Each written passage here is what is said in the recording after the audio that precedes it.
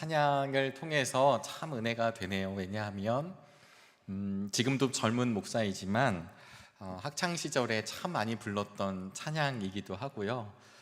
제가 이제 섬겼던 모 교회에서 우리 학생부 찬양단 같이 활동하고 이랬을 때 이름이 이 찬양에서 이제 모티브를 따서 주바라기 찬양단이었거든요. 그래서 주만 바라보는 주바라기로서의 삶을 꿈꾸고 또 그렇게 우리 함께 동년배들하고 나누었던 기억이 물씬 풍겼습니다.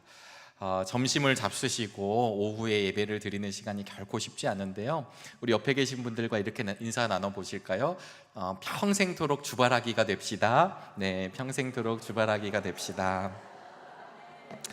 네, 감사합니다. 오늘 낮에는 손태환 목사님 오셔서 귀한 말씀, 또 홍순관 집사님 귀한 찬양 이렇게 전해주시고요. 또 오후에는 우리 관리부 헌신으로 예배를 드릴 수 있어서 감사합니다. 주보에 안내된 대로 담임 목사님께서 미리 이렇게 약속이 되고 논산 지방에서 요청하셨기 때문에 이제 연산중앙교회에서 오늘 저녁부터 논산지방 지방연합 성회가 시작이 됩니다. 여러분 한 3시간 이상 되는 거리로 지금 예상이 되는데요. 담임 목사님 출발하셔서 안전하게 잘 가시고 또 오늘부터 이루어지는 집회가 잘 말씀의 풍성한 잔치가 될 수 있도록 우리 목사님을 위해서 계속 기도해 주시면 감사하겠습니다. 아울러 관리부 헌신 예배 제가 섰지만 동일한 은혜가 여러분들한테 있게 되기를 주의 이름으로 축복합니다. 네, 우리 관리부를 보니까 우리 권사님 기도해 주셨지만 우리 관리부 부장님 또 차장님, 비품재산관리위원회, 건물관리위원회, 방송실관리위원회, 주차관리위원회, 조경위원회로 구성되어 있는 관리부입니다. 저는 너무 아름다운 우리 정릉교회이지만 제가 보니까 우리 정릉교회도 사실은 이제 조금 연식이 된 건물이 되었어요. 연식이 됐다는 것은 손볼 데가 많다는 것이고 우리 관리부 장로님이 많이 고민하시고 기도하신다고 늘 알고 있습니다. 여러분 관리부가 단순히 어떤 비품을 건물을 관리하는 곳이 아니라 하나님께서 위임해 주셔서 우리 장로님을 중심으로 우리 관리부에 속해져 있는 믿음의 성도들이 이 건물 하나님의 것을 잘 관리할 때 은혜가 넘치게 되시기를 축복합니다. 아울러 우리 역시 이 건물에 오는 거지만 사실은 건물이 아니라 주님의 품 안에 안기는 우리의 심령, 그래서 정말 우리 집보다 더 깨끗하고 아름답게 우리 교회를 바라보시며 하나님의 것을 관리하시는 우리 모두가 되기를 주의 이름으로 다시 한번 축복을 드립니다. 요즘 저도 부모가 되었지만 아이들을 보면 참 닮았다라는 이야기를 듣게 되기도 하고 하기도 합니다. 요즘에 저희 집 아이들이 누구 얘기를 제일 많이 하냐면 우리 서충식 전도사님의 큰 아드님이신 주한이 얘기를 그렇게 해요. 서주한, 저희 집 변주한 이렇게 있거든요. 주한이가 주한이 얘기를 참 많이 하는데 너무 귀엽다는 거예요. 지네도 귀여우면서 너무 귀엽다고 하면서 우리 전도사님을 애타게 찾고 주한이가 오면 이렇게 막 아이를 이렇게 케어합니다. 근데 제가 그걸 보면서 주한이를 볼 때마다 죄송합니다, 충시가 이렇게 이름이 자꾸 마음에서 나오는 거예요. 너무 똑같은 거예요. 물론 저희 집 아이들을 보면 또 우리 성도님들께서 그러겠죠. 자녀를 보면 참 묘하게 닮아간다는 게 느껴집니다. 젊었을 땐 잘 몰랐지만 나이를 드시고 연세가 드시면 드실수록 제 기억에 있었던 외할머니와 저희 어머님이 닮아가는 게 보이고 이모님들을 만나면 어느새 외할머니 같이 서 있는 것을 보게 되고 저희 작은아버지들을 보면 예전에는 몰랐는데 할아버지와 닮아가는 것, 어떤 분들은 엄지발가락도 닮고 또 어떤 분들은 몸에 이런 특징들도 담고요, 때로는 목소리도 담고 이런 게 참 신기하다라고 여겨집니다. 제가 이 말씀을 왜 드렸냐면 누구나 아이들을 보면 그 부모님이 누구인지를 대략 알 수가 있는 것처럼 우리의 아이들, 우리의 자녀들이 결론이 되고요, 그 원인은 사실 부모님이 되는 것입니다. 사람이 어떤 특별한 행동을 하는 것에 잘 살펴보면 나름대로의 이유가 있습니다.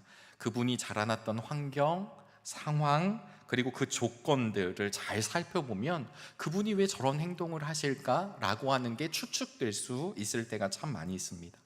많은 현대인들이요, 나한테 왜 이런 일이 일어나지? 왜 나한테 이런 반응이 일어나지? 내가 왜 이런 행동을 하지? 라고 되게 힘들어하는 것을 많이 이야기합니다. 왜 나한테 이런 모습이 드러나게 될까?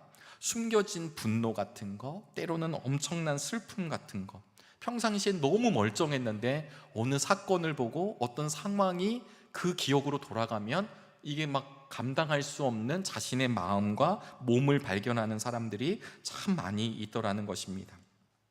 왜 그런지를 알고 있는 분들도 계시지만 왜 그런지조차도 모르는 수많은 사람들이 있습니다. 주로 우리의 마음의 문제, 정신적인 문제에서 이런 것들이 참 많이 일어나는데요, 우리 교회 안에, 기독교적 안에 이런 것들을 바라보면서 우리의 내적인 치유가 필요하다라고 하는 이야기를 참 많이 들으셨을 것입니다.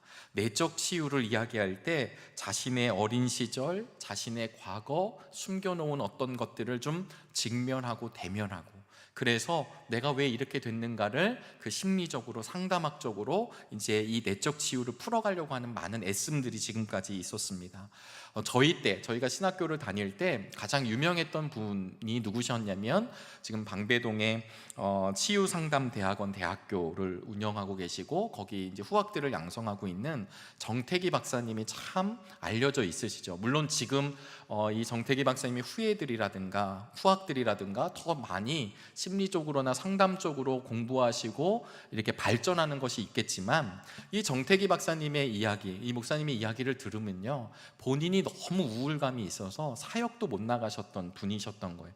미국으로 유학을 가셨는데 자신의 그 어떤 내면의 아픔 때문에 조금도 전진하지 못하는 어려움이 있었습니다. 그럴 때 그 미국에 지도하셨던 교수님이 이렇게 함께 마주보자고, 그래서 그분을 통해서 자기의 과거를 보고 자기의 심리를 보고 자기 안의 믿음을 보고 이러는 과정들을 통해서 회복되었다는 것을 경험하게 됩니다. 그래서 그걸 가지고 우리나라에 오셔서 이제 이런 기독교 상담학의 중요한 권위자가 되셨죠.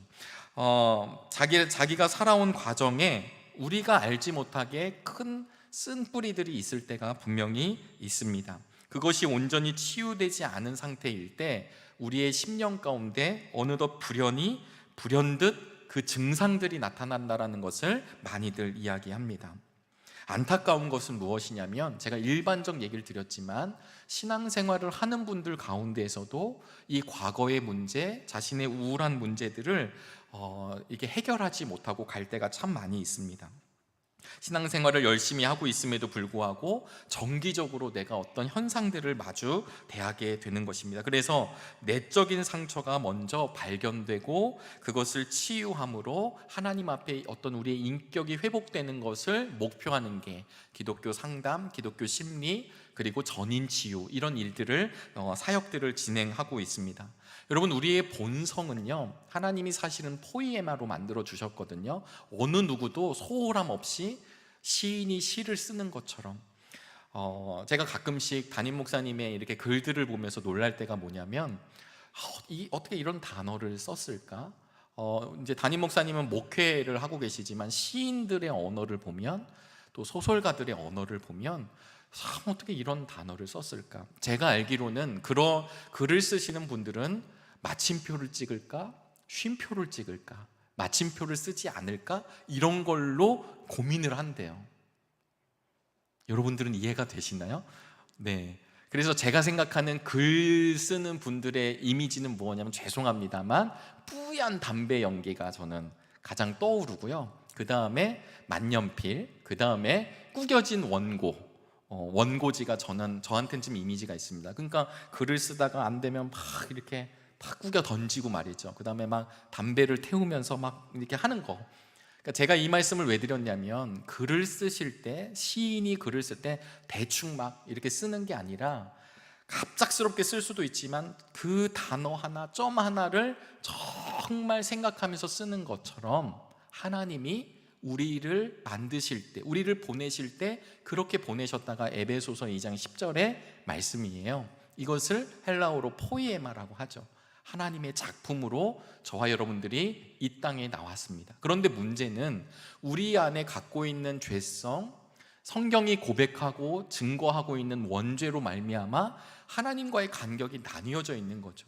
그러니까 사실은 우리의 심령의 회복은 무엇을 받아야만 하냐면 말씀의 빛이 들어와야 해요.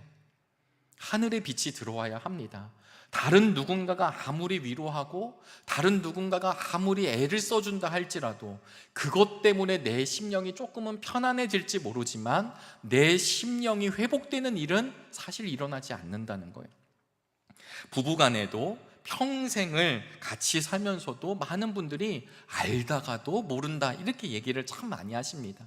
부부끼리 아는 그 선이 있다라고 이야기합니다. 절대로 저 선을 넘기면 내 남편이 내 와이프가 폭발하는 그 일. 그래서 살다 보면 지혜로운 남자는 누구인가? 지혜로운 남편은 누구이냐면 내 부인이 마귀가 되지 않을 정도까지만 가야 된다는 거죠. 네, 그걸 넘어서는 순간 폭발하고 난리 나는 거죠. 근데 그게 시간이 지나면 괜찮아져가 아니라 아무리 오래 살더라도 그 부분들이 부부가 있다라는 것입니다. 분석 심리학의 창시자로 알려진 분이 누구시냐면 칼 융이라고 하는 분이세요. 이분이 인간의 성격과 심리를 비교적 정확하게 잘 분석하셨던 학자이잖아요. 이분에 의하면 인간은 알게 모르게 5가지의 감옥에 갇혀 있다고 이야기했습니다. 첫 번째가 뭐냐면 자기 사랑의 감옥에 많은 사람들이 갇혀 있다라는 거예요. 자기중심적이고 조금 더 나가면 이기적인 사람들. 그래서 만물이 다 나를 위해서 움직인다고 생각한다는 거죠. 여러분 아시겠지만 그렇게 생각하는 사람과 교제하다 보면 마음에 상처받고 힘들어져서 점점 멀리하게 됩니다. 그러니까 첫 번째가 뭐냐면 자기 사랑의 감옥에 갇혀 있는 사람들. 두 번째는 누구냐면 근심의 감옥에 수많은 사람들이 갇혀 있더라는 거예요. 학자들의 보고에 따르면 사실은 우리가 염려해도 그 염려된 대로 일이 흘러가지 않고 자연스럽게 풀린다고 그래요.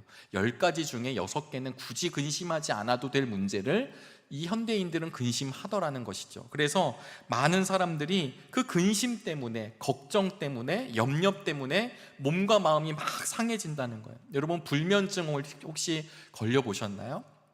제가 한 번 불면증이 있었는데 그게 언제였냐면 군대 입대를 앞두고 잠이 안 오는 거예요.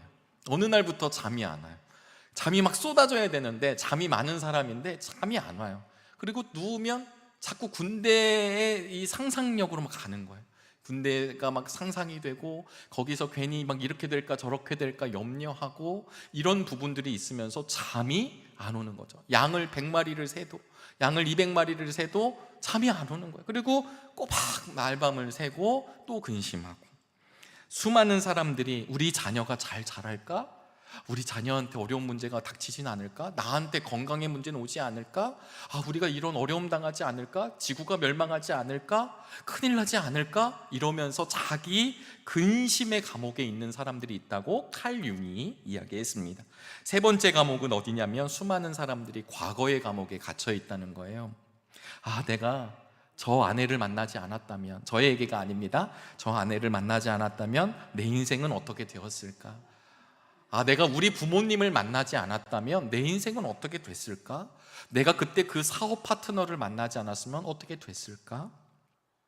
나는 옛날엔 너무 행복했었는데, 내가 이래봬도 옛날에는, 그러니까 이 말씀은 부정적이든 긍정적이든 많은 분들이 현재보다 과거에 집착하고 과거에 붙들려 있는 많은 분들이 있더라는 것입니다. 네 번째는 무엇이냐면 선망의 감옥이에요. 제가 전에 사역했던 교회에서 경제적으로 괜찮은 분들을 참 많이 만났었습니다. 그런데 참 희한한 게 있죠. 누가 봐도 경제적으로 전혀 문제 없을 것 같은데 형제와 비교를 하시더라고요. 희한하지 않습니까? 누가 봐도 잘 살고 누가 봐도 괜찮은데 내 동생보다는 내가, 내 누나보다는 내가. 여러분 이 말씀은 결국은 무엇이냐면 내 자녀를 깊이 사랑하는 게 아니라 내 자녀보다 뛰어난 자녀를 보면서 내 자녀를 비교하는 것, 내 부모님을 비교하는 것, 내 삶을 비교하는 것. 이런 사람들이 누구냐면 선망의 감옥에 갇혀있는 분이라고 칼 융이 이야기했습니다. 마지막 5번째는요, 증오의 감옥에 갇혀있더라 이러는 거예요. 그래서 그냥 미워지는 거예요. 그래서 싫어하는 거예요.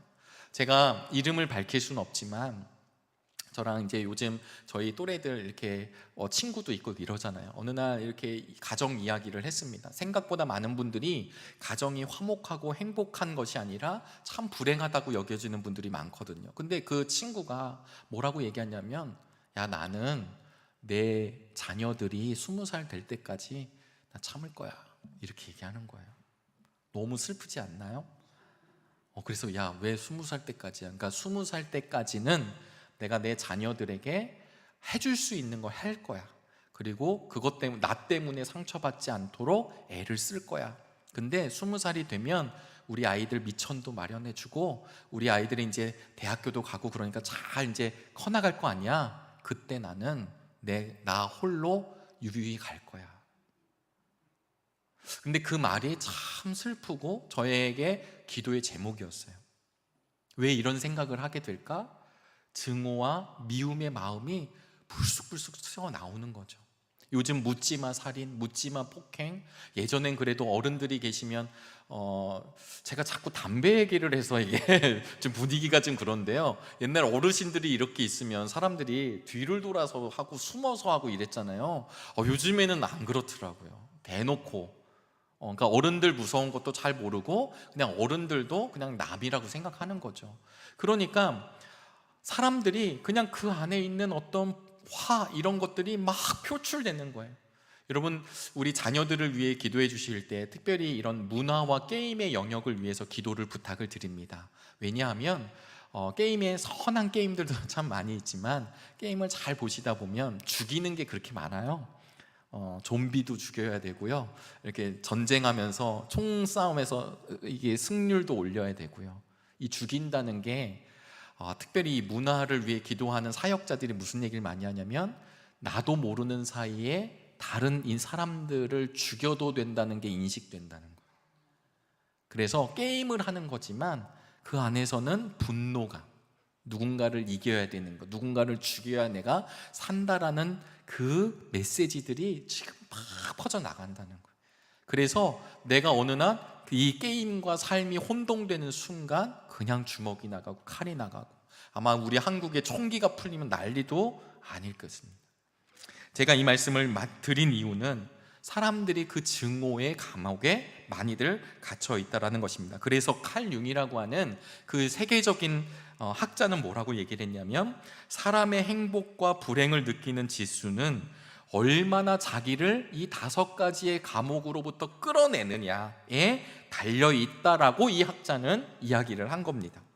상대방을 대할 때, 그래서 상담을 할 때 지금 저분이 어디에 지금 감옥에 갇혀 있는지를 빨리 상담자가 파악을 하고 이 부분을 안내를 하고 이 부분을 위해서 애를 쓰고 서로 이 부분을 하게 되면 이 사람의 심령이 더 나아지는 거, 이걸 우리 교회 용어로 바꾸면 내적인 치유가 이루어진다, 이렇게 이야기를 드릴 수 있습니다.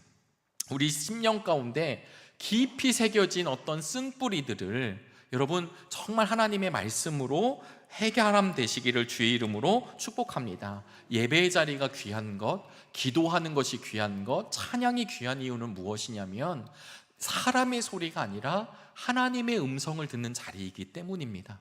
내가 깨닫지 못했던 것을 알려주시기도 하고 내가 전혀 무지하였던 영역에서 하나님이 알게 하여 주셔서 정말 내가 무엇인지를 알게 하고, 조금 더 분명하게 말씀드리면 내 삶이 지금 죄 안에 있는지 죄 밖에 있는지, 내가 지금 죄로부터 나오고 있는지 아니면 그런 삶이 아니라 주님을 붙들고 있는지를 우린 무엇으로 분별할 수 있냐면 바로 말씀으로 분별할 수 있는 것입니다.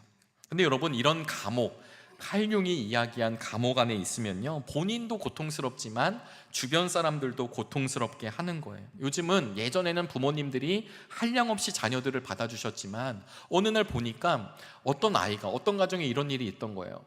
부모님과 아이들이 모여서 서로 밥을 시켰습니다. 나는 김밥, 너는 떡볶이, 너는 만두 해서 이렇게 서로 시킨 거예요. 그런데 어느 날 어떤 아이가 아버지가 시킨 김밥에 손을 댔어요. 그 김밥에 손을 댔는데 갑자기 아빠가 툭 친 거예요. 이유는 왜 내 걸 먹냐 이거죠. 근데 그때 온 가족이 놀랐다는 거예요. 왜 놀랐냐면 내 거라고 내가 툭 나갔는데 이 아버지가 왜 내가 이런 행동을 하게 됐지? 라고 자기도 깜짝 놀라고, 맞은 아이도 아빠 것 좀 먹으면 어때? 아빠 걸 건드렸다고 자기를 이렇게 하는 것도 놀래고. 여러분, 결국은 내가 왜 이런 행동을 하지? 내 안에 왜 이런 것들이 나왔지? 라고 하는 거에 대해서 고민과 고뇌가 있는 거. 여러분, 근데 참 희한한 거는요, 상처가 있는 사람들은 다 문제가 있다? 아닙니다. 큰 상처가 있었지만 오히려 대담하게 그리고 가시는 분들이 있는가 하면, 그리고 교회를 다니지 않는 사람들 중에서도 자신의 과거의 문제를 잘 정리하고 자신의 인생을 걸어가는 분들도 있습니다. 교회를 다닌다고 모든 분들이 해결함을 받은 것도 아닙니다. 제가 장황하게 좀 이 말씀을 드린 이유는 이런 것입니다. 사실은 우리가 교회 생활하면서도 나의 삶의 문제, 심령의 문제, 나의 어떤 쓴뿌리의 문제, 이런 것들을 만났을 때 사실은 그것이 믿음의 문제가 아니라 성품의 문제였다라는 것입니다. 성품이라고 하는 말은 무엇이냐면 사람의 성질과 됨됨이, 이것을 영어로 번역하면 캐릭터라고도 합니다. 또는 네이처, 본성이라고도 해요. 그러니까 성품이라는 거 하는 건 우리의 본성, 이런 것을 이야기합니다. 그런데 타고난 성품이 상처를 잘 받지 않고 대범한 사람들이 있는가 하면 조그만 거 하나에도 마음이 여려서 상처를 받는 분도 있습니다. 세상에는 자기 성질을 못 이겨서, 자기 성품을 못 이겨서 주변 사람들을 정말 괴롭게 하는 사람들도 얼마나 많이 있는지 모릅니다. 그리고 그것 때문에 또 후회하고, 그리고 또 벌어지고 또 후회하는 사람들도 있습니다. 어떤 형태로든 해결하고 자기 감옥에서 사실은 해방되는 것이 참 우리가 좋은 삶을 사는 것이라고 지금 말씀을 드렸는데요, 이게 성품 때문에 안 되는 사람들이 이렇게 얘기를 합니다. 나는 안 돼, 나는 바뀔 수 없어, 나를 건들지 마, 나는 해보려고 했지만 되지 않습니다. 그러니까 나는 어쩔 수 없습니다, 나는 이렇게 살아야 합니다 라는 이야기를 교회 다니는 분들도 할 때가 있고 세상의 사람들도 하더라는 것입니다. 오늘 성경을 보시면 예수님의 수제자였던 베드로가 디아스포라, 흩어져 있는 그리스도인들에게 편지를 쓴 것이 베드로 전서와 후서입니다.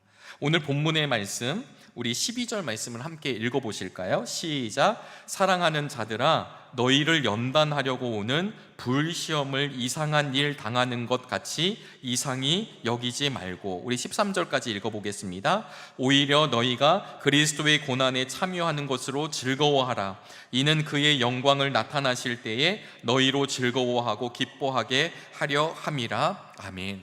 여러분, 베드로가 너무나도 귀한 말씀을 우리에게 하고 있습니다. 이 땅을 살아가다 보면 불시험이 찾아온다는 거. 어느 인생 한 명도 편안하고 안락한 인생이 없습니다. 다 있습니다. 6살 아이도 인생의 괴로움이 있고 인생의 쓴뿌리가 있습니다. 우리 서주환이가 장난감의 문제로 아빠와 씨름을 하고 있는 이야기를 들었습니다. 너무 괴로운 문제예요. 제가 이 말씀을 드리는 건 이 불시험이 오게 되는데 베드로가 뭐라고 얘기하냐면 담대하게 가라는 거예요. 즐거워하라는 이야기입니다. 제가 서두를 이야기 드리고 지금 본문으로 들어갔는데요, 베드로가 어떤 사람이었죠? 베드로가 어떤 사람이었을까요? 베드로는 사실은 아주 그냥 예수님의 수제자로, 그리고 아주 불같은 사람으로 성경은 그리고 있지만 사실은 불같은 사람이었기 때문에 그는 쉽게 배신했던 사람이기도 하였습니다. 베드로의 삶이 복음서에 보시면 베드로가 예수님을 따르겠노라고, 마태복음 16장 16절에 보시면 사람들은 나를 누구라 하느냐? 예언자 중에 한 사람이라고 얘기합니다. 그럼 너희는 나를 누구라 하느냐? 라고 가이사랴 빌립보 지역에서 예수님이 물으셨을 때 사도 베드로가 마태복음 16장 16절에 이렇게 얘기합니다. 주는 그리스도시요 살아계신 하나님의 아들이십니다. 아주 당당하게 우리의 신앙의 정석이죠. 그런데 그랬던 바요나 시몬이 넘어집니다. 성경은 그거를 가감, 숨기지 않고 폭로해버리는 거예요. 예수님의 수제자였던 베드로가 닭이 울기 전에 3번, 닭이 3번 울기 전에 배반하는 사람이라는 것을 숨기지 않았습니다. 그는 당당하게 예수님 옆에 살겠노라고, 예수님과 함께 하겠노라고, 내가 예수님 아니면 죽겠노라고 이렇게 얘기했던 사람이었지만 그는 그 당당함 속에 결국은 그 십자가 앞에 자기를 버려두고 도망갔던 사람이었습니다. 그런데요, 이 베드로가 주님이 십자가에 달리신 뒤에도 어떻게 하냐면 디베랴 바닷가로 넘어가게 돼요. 베드로니까 충분히 가능한 일이에요. 왜냐하면 자기의 신세를 한탄하고 예수님을 지키지 못했다는 또 그 마음 때문에 이 베드로는 다시 고향으로 돌아가서 디베랴 바닷가에 그냥 있게 됩니다. 그럴 때 우리 주님이 베드로를 찾아와 주시고 만나 주시죠. 그리고 내 양을 먹이라. 그리고 나서 내 양을 먹이라. 요한복음에 보시면 베드로가 순교할 것을 예수님이 말씀해 주십니다. 그런 베드로가 어떻게 변하냐면요, 이런 베드로가 사도행전으로 넘어가게 되면 예수님의 이름을 당당하게 얘기하는 사람, 사도로 드러나고 있어요. 그래서 베드로 전후서는 사실은 무엇을 얘기하냐면 어마어마한 고난이 우리에게 찾아오고 예수 그리스도 이름 때문에 우리의 심령 가운데 불시험이 찾아오지만 본인이 부활하신 주님을 만나 삶이 완전히 변화됐던 것을 알고 있고 하나님 나라를 보았기 때문에요, 뭐라고 얘기하냐면 오늘 본문과 같이 그 고난에 참여하는 것을 즐거워하라 라고 이야기하고 있습니다. 사랑하는 여러분, 사실은 이 베드로, 저는 오늘 베드로 전서의 말씀을 함께 고백하였지만 이 베드로를 보면서 더 묵상이 되었습니다. 그것이 무엇이냐면 베드로 자신의 성품 안에 늘 갇혀 있었던 사람, 내 인생은 그냥 그렇게 끝날 수밖에 없었던 베드로가요, 부활하신 주님을 만나고 나니까 자신의 삶, 내 상품 원래 불같습니다, 이렇게 쉽게 바뀝니다 로 끝나지 아니하고 베드로 전후서를 통해 내가 정말 하나님이 나를 어떻게 변화시켜 주셨는지를 고백하더라는 것입니다. 부활의 주님을 만남으로 모든 성품을 이기는 그의 믿음, 저는 오늘 헌신 예배를 드리는 우리 관리부 원들 뿐만 아니라 오늘 이 시대를 살아가고 있는 저와 여러분들의 믿음이 되시기를 주의 이름으로 축복합니다. 믿음이라고 하는 건 결국 무엇이냐면 믿습니다, 믿어볼게요, 믿으면 좋겠지요, 안 믿어지네요 라는 영역이 아니라 믿습니다라고 하는 순간에 하나님이 새겨주시는 것입니다. 그래서 믿어지는 것은 따라서 해보실까요? 은혜입니다. 말씀이 믿어지는 것은 은혜입니다. 여러분, 이 말씀이 우리의 생각과 우리의 방법으로 이해를 하는 것이 아니라 이 말씀이 이 제단에서 선포될 때, 우리가 속회를 나눌 때, 누군가가 말씀을 붙잡고 기도할 때에 그 말씀이 내 신비에 새겨지는 축복을 누리시게 되기를 간절히 바랍니다. 그러면 내가 애를 쓰는 삶이 아니라 그분께 붙들린 삶으로 변화되어서, 베드로가 평생토록 자신의 성품을 이기지 못했던 베드로가 부활하신 주님을 만나서 그의 인생이 하나님의 거룩한 도구로, 통로로 쓰임 받은 것을 여러분 꼭 기억하시기를 축원합니다. 우리 힘으로 할 때가 참 많이 있거든요. 우리 목회자들의 가장 단점 중에 하나가 그것이었습니다. 여름 성경학교 할 때, 교회학교 사역할 때 제가 제 모교회에서도 그런 일들 참 많이 경험했거든요. 막 계획서 세우고, 그리고 애들 동원하고, 막 또래들 동원하고 하는데 안 되는 일이 많은 거예요. 나중에 사역을 하면서 수많은 선배 목사님들이 얘기했던 게 무엇이냐면 정말 하나님의 이끄심을 기대하고 나아가라. 나의 힘으로 하는 것이 아니라 그분의 힘의 능력을 힘입어 나아가는 존재들이 우리 정릉의 성도님들 되시기를 주의 이름으로 소망합니다. 사랑하는 여러분, 자기 성품을 잘 분석하고 자기 성품을 잘 살려서 사는 것 중요합니다. 그러나 분명하게 기억할 것은 무엇이냐면 사람의 성품에 사람을 살리는 것은 원래 없습니다. 서두에 드렸던 내적인 치유가 필요 없다는 말씀이 아닙니다. 우리 말씀으로 조명하여서 내 내적의 안에 해갈함을 얻고 하나님께 비추어짐을 받아 걸어가는 것이 내적 치유인데요, 그것만으로 끝나는 것이 아니라는 거예요. 성경은 인간의 공통적 성품이 무엇이냐면 죽을 성품이라는 거예요. 이것은 상처를 주고 상처를 받을 수밖에 없는 존재가 저와 여러분들입니다. 아무리 선한 사람이다 할지라도 결국은 상처를 주고 상처를 받는 사람들. 끝없이 내적 치유를 받아야 하며, 나아가 죄를 짓고 죄로 괴로워하며 자기 감옥에 갇혀 살다가 사망할 수밖에 없는 것이 우리의 성품이고 우리의 인생이다 라는 걸 성경은 끊임없이 이야기하는 것입니다. 그러니까 내 삶에 집착하면, 내 성품을 바꾸려고 애를 쓰면, 내 성품을 어딘가로 끄집어내려고 애를 쓰면 결국은 끝없는 갈등 속에 빠져가더라는 거예요. 그리고는 내 안에서 해결할 힘 없이 망하더라는 것입니다.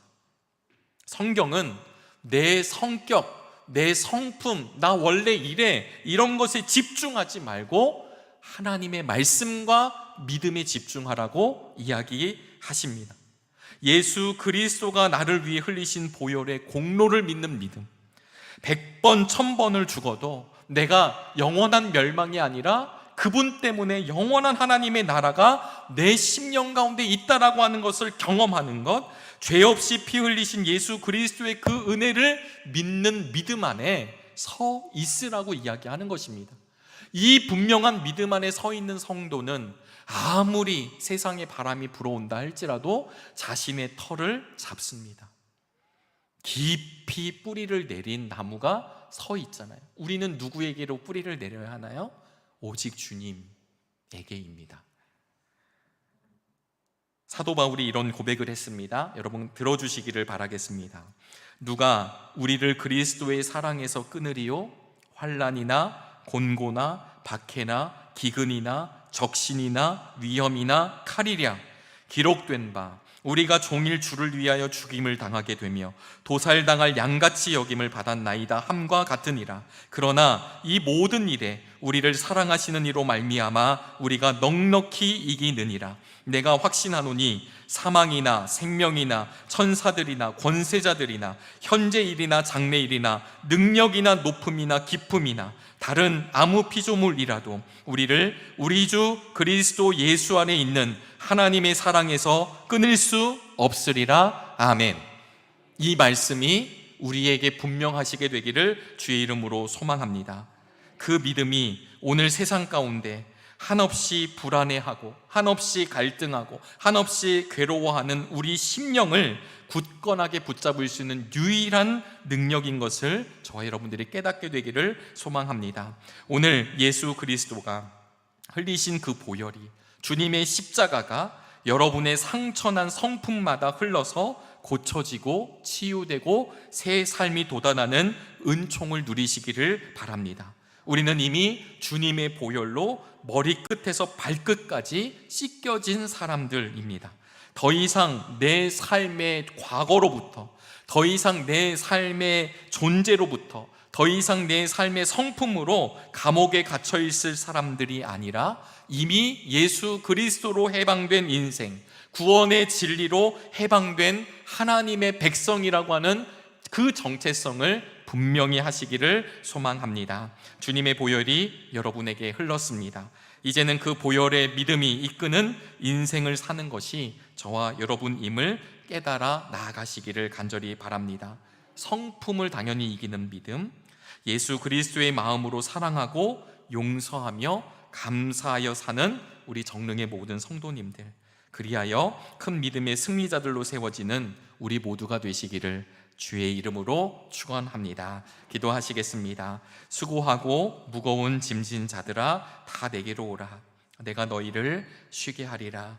사랑의 하나님, 이 땅 위의 삶을 살아가는 동안 너무나도 무거운 짐으로 말미암아 넘어지고 낙심하고 낭망할 때 있음을 고백할 수밖에 없습니다. 그러나 그 무거운 짐을 이미 우리 주님이 져주시고 우리의 심령을 새롭게 하여 주셔서 새로운 존재로 이 터전을 살아가게 하심을 믿으며 나아가는 우리 모두가 되게 축복하여 주옵소서. 이 모든 말씀 예수 그리스도의 이름으로 기도하옵나이다. 아멘.